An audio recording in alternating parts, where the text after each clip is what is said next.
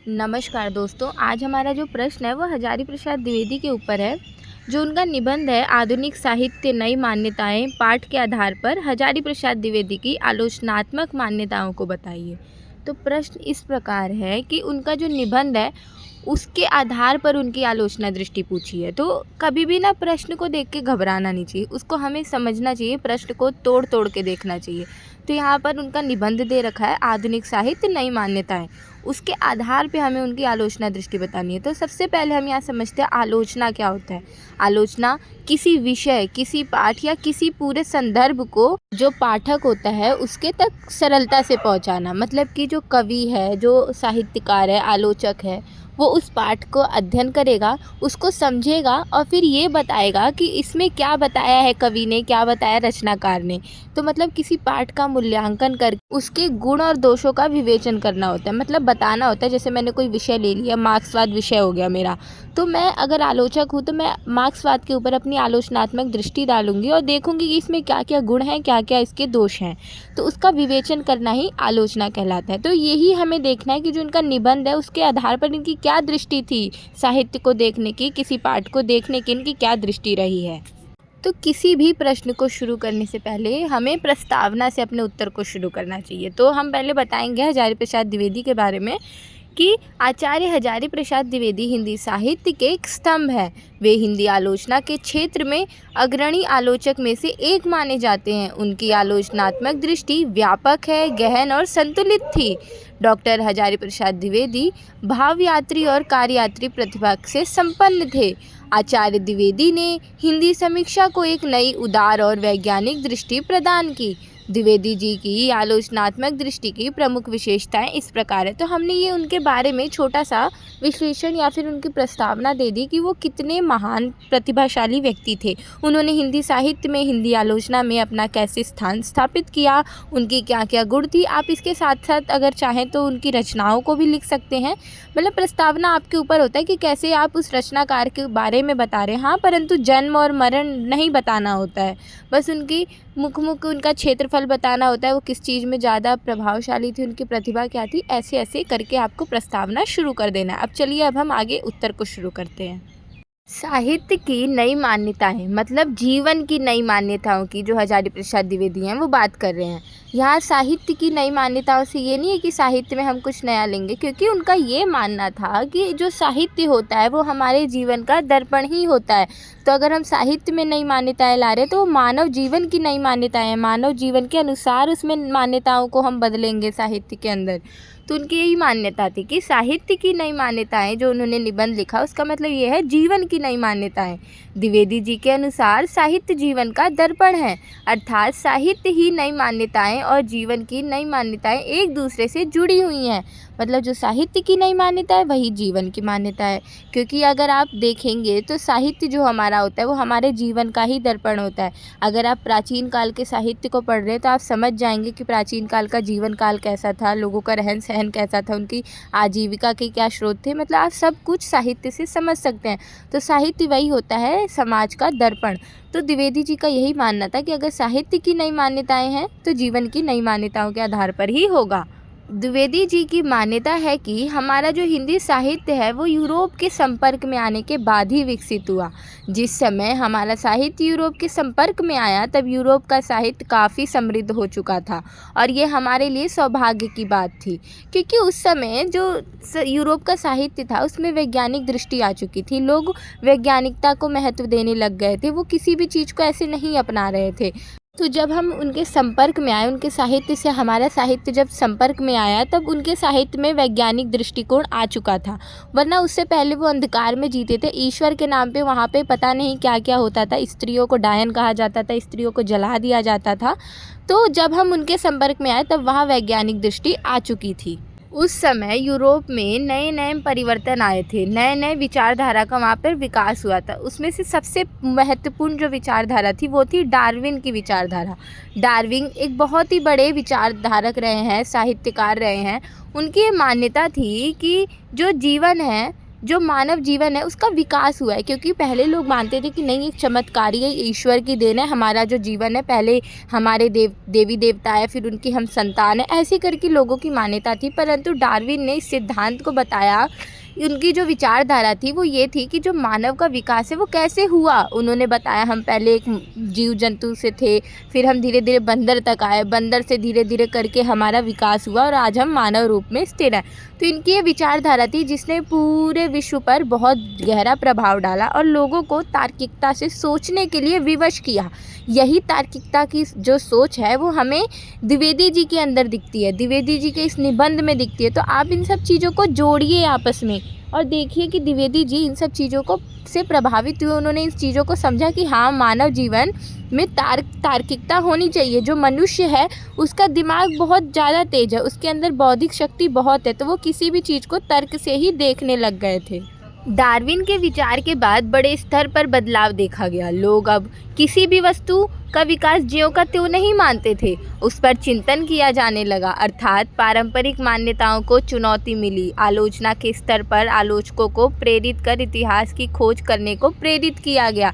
द्विवेदी जी का इस दृष्टिकोण से चर्चा करें तो उनकी जो आलोचनात्मक दृष्टि है वो ऐतिहासिक है। मतलब यहाँ इतिहास और परंपरा का क्या अर्थ है, यहाँ ये है जब डार्विन ने सिद्धांत बताया कि नहीं, हम कोई चमत्कारी वो नहीं है, हमारा अवतार नहीं हुआ है, हम लोग का इतिहास है, हम ऐसे ऐसे विकास हुए। तो लोग जो थे, बड़े बड़े वैज्ञानिक थे, दार्शनिक थे, वो इस चिंतन करने लगे कि किसी भी चीज़ का विकास हुआ है, वो जीव जंतु पर होने लग गया, पेड़ पौधों पे होने लग गया, हमारे रहन सहन की परंपरा, हमारे पूजा पाठ, हर किसी चीज़ पर एक चिंतन करने लग गए लोग, गहन चिंतन। तो यही चीज़ द्विवेदी जी ने देखा और उन्होंने अपनी आलोचनात्मक दृष्टि में परंपरावादी दृष्टिकोण रखा। ये पॉइंट आप लिखते रहिए, परंपरावादी दृष्टिकोण, ऐतिहासिक दृष्टिकोण, ये दो महत्वपूर्ण उनकी आलोचनात्मक दृष्टिकोण हैं। वो किसी भी रचना को, किसी भी वस्तु का अगर आलोचना करते तो वो ऐसे ही ज्यों का त्यों नहीं मान लेते थे, वो उसको अपने इतिहास से, अपने परंपरा से जोड़ के बताते थे। हाँ, परंतु उन्होंने ये चीज़ करी है कि उन्होंने किसी भी परंपरा को नकारा नहीं है, उन्होंने हर परंपरा में अपने अस्तित्व को पहचाना है। आधुनिक साहित्य नई मान्यताएं निबंध मुख्यतः मानवतावाद पर स्थिर है। पूरा केंद्र द्विवेदी जी का मानव के ऊपर ही होगा। द्विवेदी जी का मानना था कि मनुष्य ही सबसे बुद्धिजीवी प्राणी है।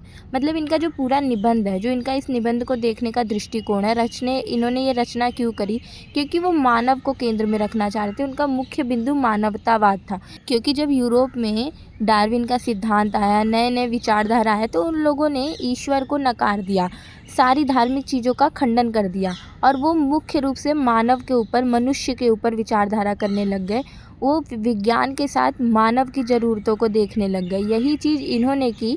इन्होंने भी मानव ज़रूरतों को, मानवतावाद को केंद्र में रखा। मानवतावाद क्या होता है, इस चीज़ को लोगों तक पहुंचाया और अपनी आलोचना दृष्टि में भी मानवतावाद को अपनाया था। द्विवेदी जी का मानना था कि मनुष्य ही सबसे बुद्धिजीवी प्राणी है। जानवरों और मनुष्यों में जो अंतर है वो इसी बुद्धि का ही है। मनुष्य सोच विचार करने की क्षमता रखता है। मनुष्य तार्किक प्राणी है। इस तार्किकता के कारण ही उसने इस समाज, इस सृष्टि जगत को जाना है। जो मनुष्य जगत में व्याप्त ज्ञान है, यह सब मनुष्य के द्वारा ही प्राप्त है। मतलब कि यहाँ पर वो बता रहे हैं द्विवेदी जी कि जो मानव है, जो मानव बुद्धि है, वो बहुत ही विकासवान है। जो हमें ये ज्ञान प्राप्त है कि जो चाँद है वो गोल है, पृथ्वी गोल है, चाँद की रोशनी नहीं है, सूरज की रोशनी से आती है, तारे कैसे चमकते हैं, इतने दिन हैं, ऐसे रात होती है, एक साल कितने दिनों का होता है, ये सब मानव ही तो है जिसने इस चीज़ का बोध किया है। तो यहाँ पर जो द्विवेदी जी हैं वो बता रहे हैं कि जो मनुष्य होता है बहुत ही बुद्धिजीवी होता है। वही है जो अपने तर्क वितर्क से, अपने बुद्धि से किसी भी चीज़ का ज्ञान, विज्ञान कर सकता है, किसी भी चीज़ का बोध कर सकता है। इसके आगे के नोट्स मैं लिखने में सक्षम नहीं थी क्योंकि कुछ व्यस्तता के कारण मैं आगे के नोट्स तैयार नहीं कर पाई हूँ। तो मैं इसका वाचन कर दे रही हूँ, आप लोग सुनिए और एक एक पॉइंट को नोट कर लीजिए। और नहीं भी करेंगे, बस सुन लेंगे तो आपका काम हो जाएगा।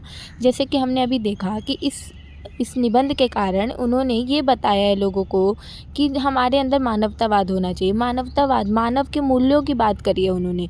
और जो यूरोप ने किया वैसा नहीं अपनाया उन्होंने कि हर चीज़ छोड़ के बस विज्ञान के पीछे भागना है। नहीं, उन्होंने हमारी परंपरा, हमारे मूल्यों, हमारे इतिहास को देखा। उन्होंने हमारे वैदिक ग्रंथों को पढ़ा, उसको मूल्यांकन किया और बताया कि हर चीज़ हमारी नकारी नहीं जा सकती। हम लोगों का विकास हुआ है तो हमारी परंपरा में उसका योगदान है, हमारा ऐतिहासिक दृष्टि बहुत ही महत्वपूर्ण है।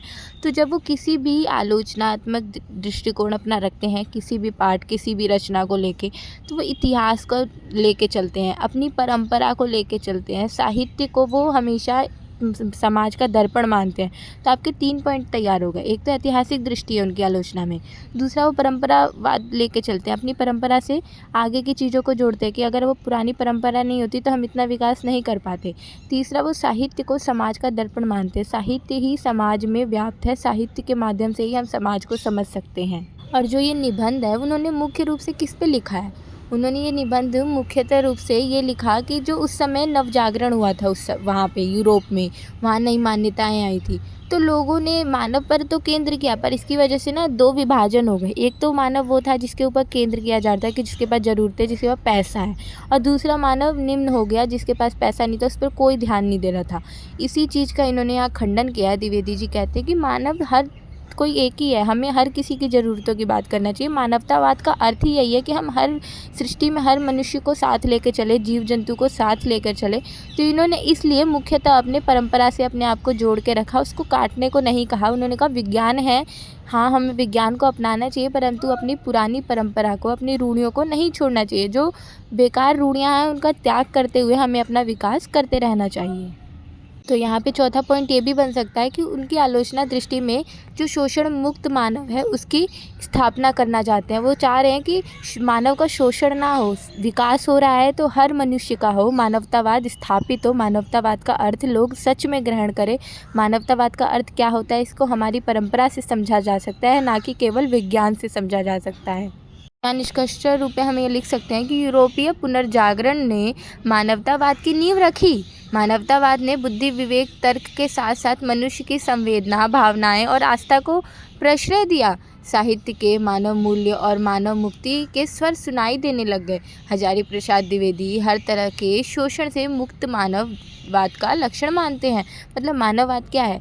जो हर तरीके से शोषण मुक्त हो, वो यही मान रहे हैं। उन्होंने कहा कि यूरोप में इस चीज़ की नींव रखी गई, यूरोप में विज्ञान को लिया गया, परंतु उन्होंने अच्छा काम ये किया था कि विज्ञान को रखते हुए हाँ उन्होंने अपने ईश्वरीय दृष्टि, क्योंकि उस समय यूरोप में ये बोला जाता था कि जो हमारा गॉड कहेगा वही करना है, भले उसके कोई सर पैर बात का हो या ना हो। स्त्री पागल है तो उसको जला दो, ऐसी ऐसी बातें वो वहाँ होती थी। तो इसलिए वहाँ के जो बुद्धिजीवी लोग थे उन लोगों ने उसका खंडन करके विज्ञान से अपने आप को जोड़ा और एक अच्छी चीज़ करी कि उस विज्ञान के साथ मानव की ज़रूरतों को रखा। तो यहाँ द्विवेदी जी ये बात बोल रहे हैं कि उस समय यूरोप में ये चीज़ अच्छी थी, पर धीरे धीरे जब लोगों ने इस मानवतावाद को 2 हिस्सों में बांट दिया, एक जो उच्च मानव है, एक निम्न मानव की श्रेणी बन गई। तो इस चीज़ का इन्होंने खंडन करते हुए कहा है कि हजारी प्रसाद द्विवेदी हर तरीके के शोषण से मुक्ति को मानवतावाद का लक्षण मानते हैं। हर तरीके से शोषण मुक्त जो होगा वही मानवतावाद कहलाएगा, ना कि किसी पुरानी रूढ़ी के पीछे तुम भाग रहे हो। आर्थिक के रूप में पूंजीपति अलग हो जा रहा है, निम्न वर्ग अलग हो जा रहा है, तो इन्होंने इन सब चीज़ों का खंडन किया है। तो यहाँ मैं आशा करती हूँ आप लोगों को ये समझ आया होगा। बहुत ही सरलता से मैंने इसका वाचन किया है। आप लोगों को बस आप सुन भी लेंगे तो ये समझ आ जाएगा। और उत्तर कभी भी प्रश्न आए तो आप डरना नहीं है, उस प्रश्न को तोड़ तोड़ कर देखिए कि इसमें क्या बोला गया है।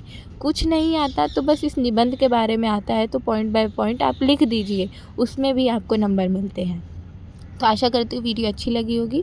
तो वीडियो को लाइक करेंगे आप लोग, चैनल को सब्सक्राइब करेंगे। मिलते हैं अगली वीडियो के साथ। धन्यवाद।